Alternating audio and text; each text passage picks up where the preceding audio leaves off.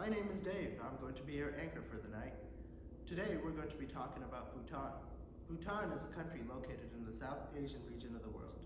It has a population of about 750,000 people and is classified as a low to middle income country. Heading over to Felix to talk about the burden of disease. As we can see, the daily rate of non-communicable diseases is higher than that of both communicable and injuries, therefore proving Bhutan's progression. And now heading over to Charlie to talk about the top causes of death in Bhutan. Coming in as our top 3 causes of death for children under 5, according to WHO, in our number 1 spot is prematurity. Second up is acute respiratory infections, and third, birth asphyxia and birth trauma.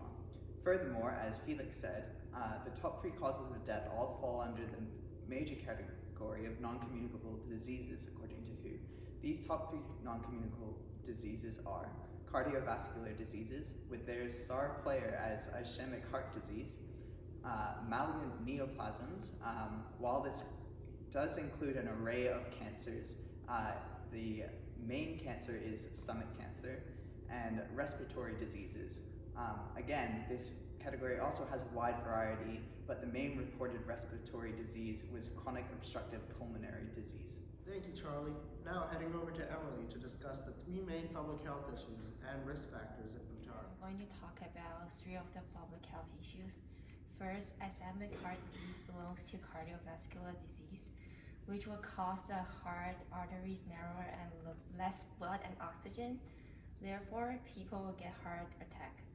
Some risk factors such as high blood pressure, diabetes, tobacco use, substances abuse, and unhealthy eating habits. The second top health issue I would like to introduce is stomach cancer, which is also called gastric cancer, causing people to lose appetite and weight. There are a few risk factors for gastric cancer, which are anemia and genetic factors include family history. Add on a point, environmental factors that cause stomach cancer, which are cigarette smoking and consumption of the food. The last point I would like to talk about is preterm birth complication. Preterm is defined as babies born alive before 37 weeks of pregnancy.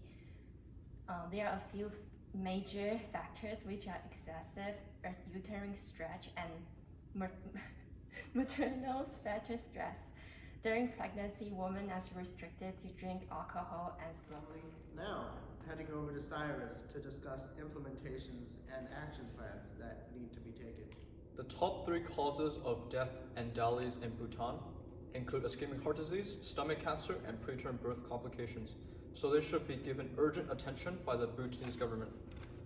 Intermediate interventions include the reduction of tobacco and alcohol supply and consumption, the building of dedicated smoking areas to reduce public exposure to secondhand smoke, the limiting of production of foods that are deemed unhealthy, stress the importance of a healthy diet and physical activity, and also the training of medical professionals should begin immediately, and also drug research should begin immediately. The action plan that the government should actually take include improving the access to medical records and family data, so then medical professionals have more information to work with.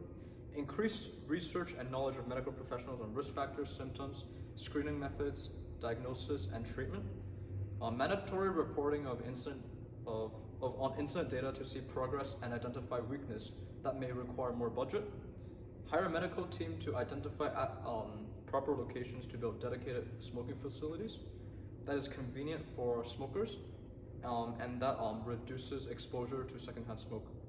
And also hire and train a small team to identify and define what foods are healthy and unhealthy to limit production.